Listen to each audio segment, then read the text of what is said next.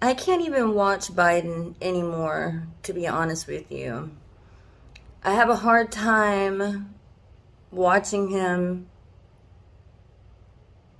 say nothing. I mean, you're just waiting for him to say something good. I mean, no, you're not. I don't even expect it anymore. Okay, so Israel has been a nation and a land since the Tower of Babel in Genesis 11. And the Palestinians are trying to say that they're not, that they were there first. And the thing is they know the Old Testament. They know that Israel is talked about all through it. But let me tell you something about Islam. Now, this isn't Palestinians now. Okay? This is Islam. It's not a denomination. It is a belief. It is a religion, kind of like climate change. And let me tell you, maybe I should give you an insight on what they think of Jews and Westerners alike. We are Westerners. Unless it be for murder or for spreading corruption in the land, it is as though he has killed the whole of humanity. Any person kills any other human being, whether Muslim or non-Muslim. You're going to hear that on the news and political debates just all over. But if we read the whole verse in context, it's actually a deception. The whole verse says, "We decreed upon the children of Israel, that is Jews, that whoever kills a soul, unless for a soul or for corruption done in the land, it's as if he had slain mankind entirely, and whoever saves one, it's as if he had saved mankind entirely. And our messengers had certainly come to them with clear proofs. Then indeed many of them, even after that throughout the land, were transgressors. Indeed, the penalty for those who wage war against Allah and his messenger and strive upon the earth to cause corruption is none but that they be killed or crucified, or that their hands and feet be cut off from opposite sides, or that they be exiled from the land." So Muslims were subjugating the Jews, and Muhammad decreed that if a Jew should reject their clear proofs that he was a prophet and dare to fight back and kill a Muslim, that man would be treated as if he had killed all of mankind entirely. The Jew could expect to be killed, crucified, or have limbs cut off for his rebellion. But as for the Muslims doing the oppression, well, they lived under a completely different set of rules entirely. They could do whatever they wanted. After conquering the Meccans and establishing a local power base in the Middle East, Islam then went after the Jews, conquering Jerusalem in the process, before turning its eyes enviously towards Christian Europe. Now, the problem for Islam, as revealed in this animation, was that Europe had a strong sense of its Christian identity in those days and was willing to fight back to defend it. Indeed, that's what the Crusades were largely all about, beating back Islamic invasion in Europe and reasserting control of conquered lands. So Islam just couldn't make any headway into the core of Europe. Furthermore, as Europe then went through the Enlightenment, it developed weapons technology that Muslims simply couldn't compete with. And it also meant that Europe led the age of discovery and spread Christianity across the world into the Americas. But the key point here is that Islam never stopped trying to dominate the world throughout all of those years. In the late 1700s, just after the birth of the United States, Islamic nations in North Africa began intercepting American merchant ships and enslaving their crews as they passed throughout the region. Thomas Jefferson and John Adams met with an ambassador to find out what was going on. They wanted to know why Muslims had such hostility towards this brand new nation, with which they had no previous argument.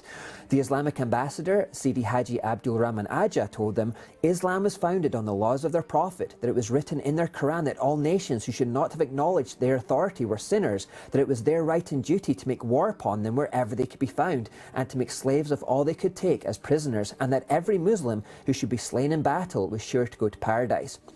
Now that Jefferson understood their motivation, when he became President of the United States, he promptly went to war and gave the aggressors a heavy beating.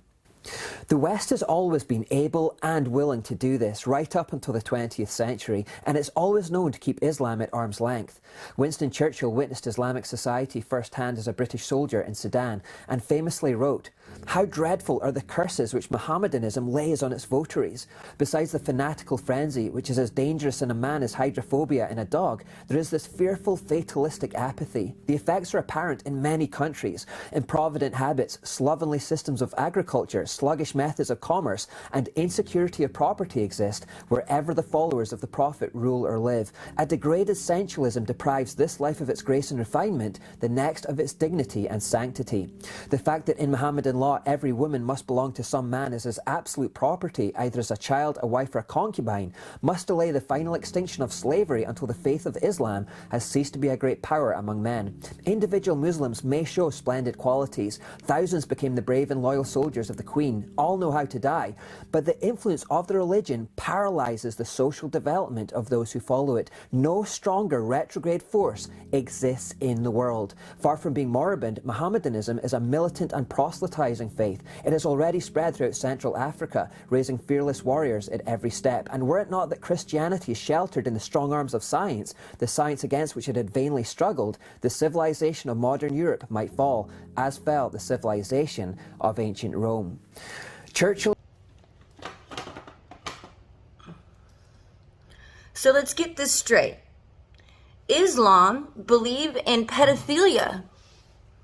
Islam believe if you don't convert to Islam, then you must be killed. They also encourage cutting off hands and feet. Muhammad was a man that encouraged men to carry out their nasty, nefarious, dark, fleshly desires. It says in the Bible that at heart men are bad. It says they're desperately evil. Unfortunately, we were cursed. And entropy is a law that was set into motion when Adam and Eve were thrown out the garden. Things are going to decline. Information turns into chaos as time moves on. Everything is going away from the truth. The Bible talks about how these things are supposed to happen. So I see myself and others trying to change them, wanting to change them. And I'm like, is it all for, should we really be doing something else? More like talking more about God and how he's going to be coming back? Because this is inevitable. But I do know that the Tower of Babel, it echoes things that happen in heaven when Lucifer was cast down to the earth. He said, I want to be as God. I want to be on the high top mountain. I want to be a ruler on high like God. And he says like God because even he knew that nothing could be greater than God. I want to be as God. And so in the garden, he also had the same lie, telling Adam and Eve that if they bit that apple, that they would be as gods, knowing the difference between good and evil. Same lie. Tower of Babel. Nimrod, who was like wanting to build the Tower of Babel, he wanted to be put on high up there, high into the heavens. So everybody's looking up at him. He was associated with the sun god, Semiramis, his prostitute wife. She was associated with the moon god. They started having people worship them because they realized that's how you control people. And this was when societies had just begun. This was like the first society, about 600,000 people before the flood. This was the very beginning of society, pretty much. Babylon was there. And then, so they built this tower. And then God said, okay, this is the same thing that Lucifer did. Same thing Adam and Eve did. They're wanting to be worshipped. They're wanting to be as gods. And little do you know that this is Satan, okay? In the Bible, there's this guy named Daniel. And Daniel goes on a 21-day fast. And what happened was on the 21st day, Angel Gabriel came to him and said, God sent me on the first day that you said your prayer, but I had to fight the Prince of Persia, and I needed to get help from Michael just to get through to bring you this message. And when I go back, I have to fight him again. What's interesting about this is when he says the Prince of Persia, that lets you know, and it lines up with Ephesians 6 that says we wrestle not against flesh and blood, but against principalities. What principalities are governments. There is a spirit over geographical locations. They're assigned to certain locations, and when you research demonology and things like this, you understand. And I mean, even, this is all out of the Bible, really, but there will never be peace in the Middle East when it comes to Islam, because it is their religion to destroy the whole world. And this goes way, way back to the Old Testament, whenever the Tower of Babylon. Y'all, there's a whole lot to know on this subject. Everybody thinks there was one rebellion in the Bible. There were 3. Arizona voting systems are under investigation right now, thank God. I'm seeing all these elections still happening today where these people are getting elected that I know the American people did not elect. They are still corrupt. I don't think they knew they were going to get caught. But guys, do you really think that like these demonic people are going to give over some passwords? They're going to give them wrong passwords. They're going to do this. They're going to do that until Congress can pass this H.R. 1. I don't know exactly. I know they're fighting it. I don't know the rules on when it comes before the Senate. But if we do all this work and H.R. 1 gets passed, I'm thinking about going to Washington and holding a sign, dude. I'm serious. I'm serious, man. This is very, very dangerous what's happening right now. And guys, if y'all are for fair elections, I think we got to go to Washington and oppose H.R. 1. Y'all should look it up. After the election, the senator from Arizona had some things to say about it. Check this video out. This is a virtual town hall, and we're going to go for about the next 30 minutes. I'm going to give you an update, and then I'm sure you got some questions that we'll want to answer. As many of you know, and your emails and contacts in my office have just been overwhelming about the integrity of this last election. So have I. I've been very concerned. Now, when we go through this, if you have some comments, you can directly comment in the comments section of the video. Or if you prefer privately to send your comment, you can email it to gosar.press@mail.house.gov. Again, that's gosar.press@mail.house.gov. I got 2 of my staff members, Jessica and Troy, here. They'll take your questions and read them to me. So let's get going. Got 30 minutes. As many of you know, we were on some of the first to get started with the rallies down at the Capitol, and they've expanded big time. What we wanted to do is make sure every legal vote was counted and make sure that they weren't stealing this election. So we've been working with state and local officials to demand a full audit, particularly of Maricopa County, because it's the only one that uses a software called Dominion. Now, Dominion's an interesting software. It was twice rejected in the state of Texas, not fulfilling what they thought was doing proper process.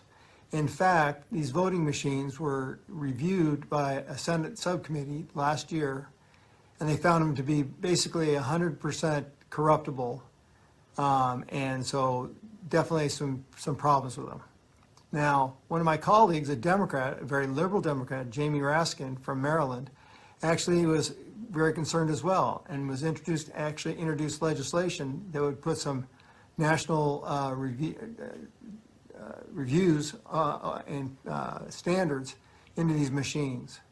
So the Dominion one seems to be really one that's at problems here. Now, one more thing about Dominion, they actually put an RFP, so they wanted a proposal for a bid in North Carolina. North Carolina then asked about their parent company and who held stocks and interests in it. And when that detail was asked for, they actually revoked their RFP. So something's up here. So what we've been wanting to do is see a total hand recount of Maricopa County. That's who uses that software. That software is being used in Las Vegas, Clark County, in New Mexico, in Illinois, in Michigan, in Pennsylvania, not in Pennsylvania, sorry, Michigan, Minnesota, and Wisconsin. So, and also in Georgia. So they're doing a hand recount right now in Georgia. So we got some issues with that. We've also been pushing the county boards of supervisors and the state legislature so that they will actually initiate a full ballot recount, hand recount, tabulating each of the ballots, the paper ballots, who they voted for, whether it be Trump, Biden, or the Libertarian, and then compare those accounts to the machine. I know it takes some time, so we've got to get going. We've seen at least the supervisors and the state legislators very interested in getting that done. Now, if the state legislature is going to have to do it, we'll have to have Governor Ducey actually initiate that by bringing them back for a session. So we've had some pressure put on him from up above. So from that standpoint, we will see what's transpiring, but time is of the interest. We've also been doing tons of media outlets, radio, television, trying to keep the alarms up there, getting people interested. But as many of you know, a lot of this is going to be in regards to, it doesn't make a difference in the overall election. And the president was over 100,000 people down, and now he's just a little over 10,000 down. That shows you a big difference, a really big difference. And while we're at it, I want to compliment our recorders in rural Arizona, particularly in District 4. We actually went through with you and walked through the process, and I got to tell you, exemplary. So thank you for all your due insights and your hard work. We appreciate it.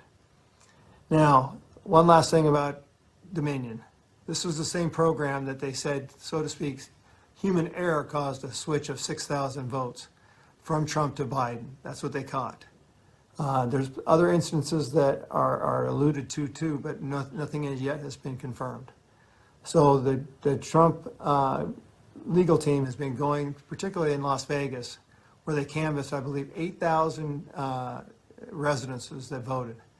And over 40% of them were fraudulent. So something's up. And one of the things that we have to get to the bottom of is make sure that every legal person who voted legally, and that it counted for the right person. We can't keep having this done. And I think that the full forensic audit where you're comparing the paper ballots to the machine will give us, at least, no matter how it goes, will give the voters at least an assurance that things were done right or they were done wrong. So with that, let's take some questions from the audience. Okay, so your first question is, how do you put pressure on Governor Ducey to call a special session?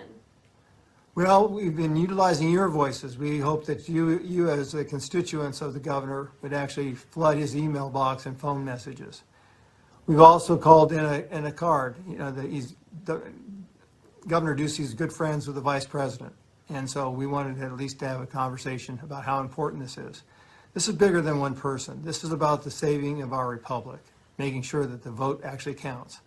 So we've been really trying to put the pressure, and thanks for all of you that have been calling in and talking to your state legislators, supervisors, and the governor. Next question.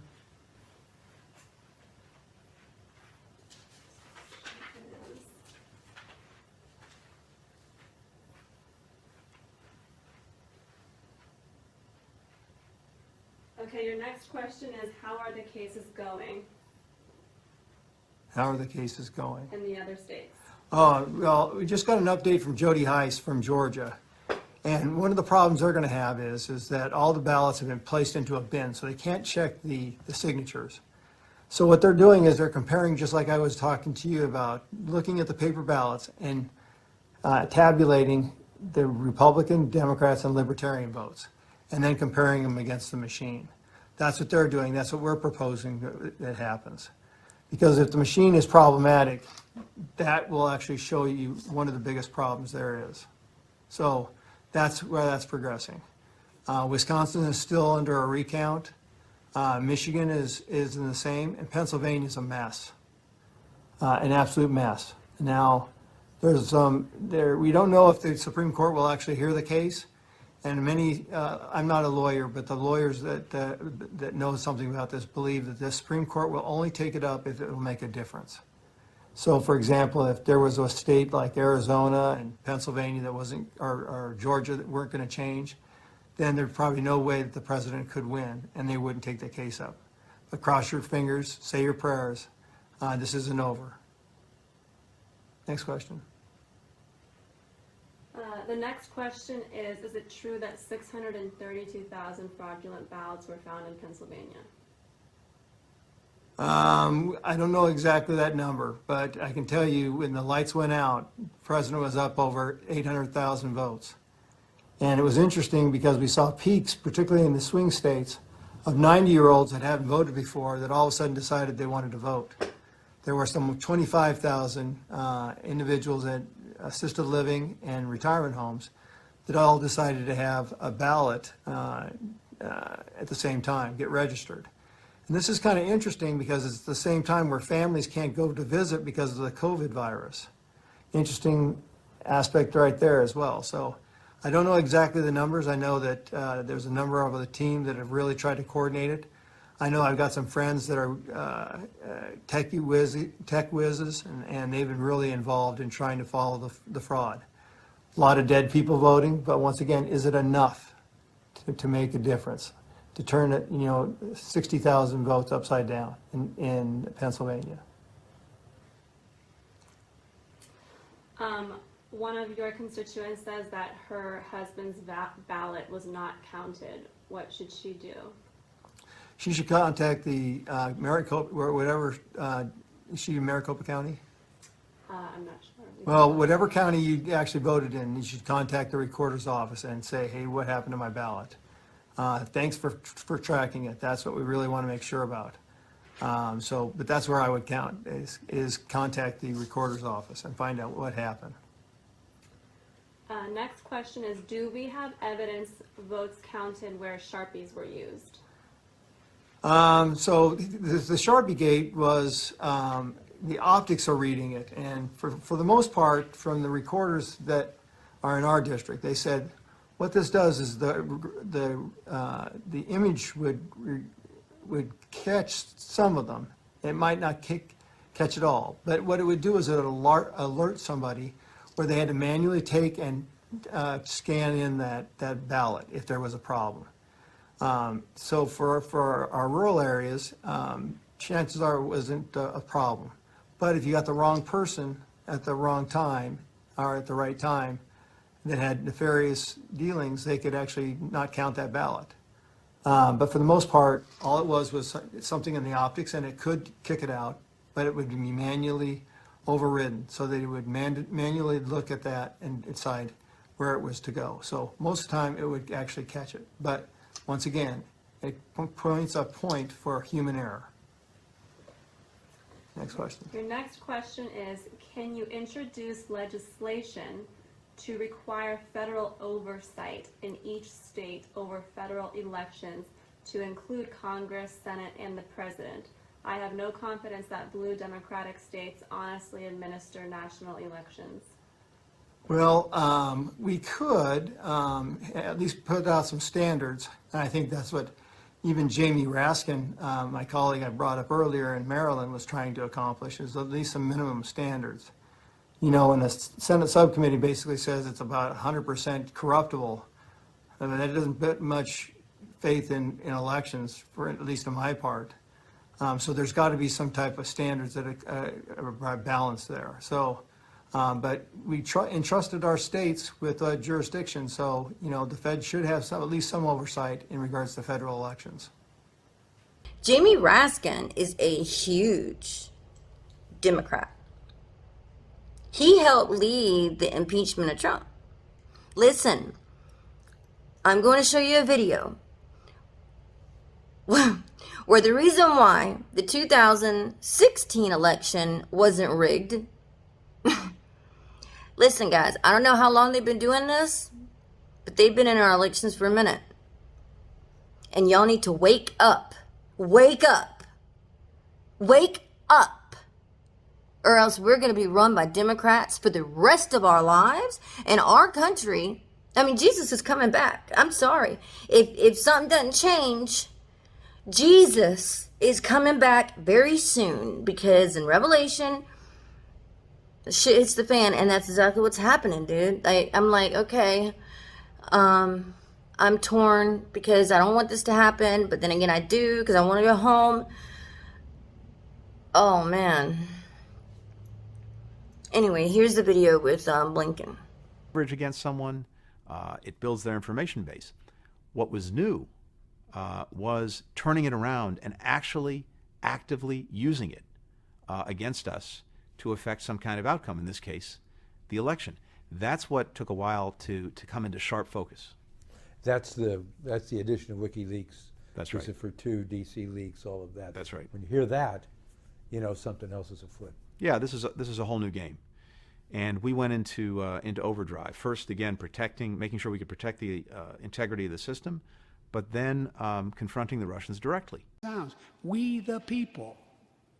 Well, it's time to remember that we the people are the government. You and I. Not some force in a distant capital. Not some powerful force that we have no control over. It's us. It's we the people.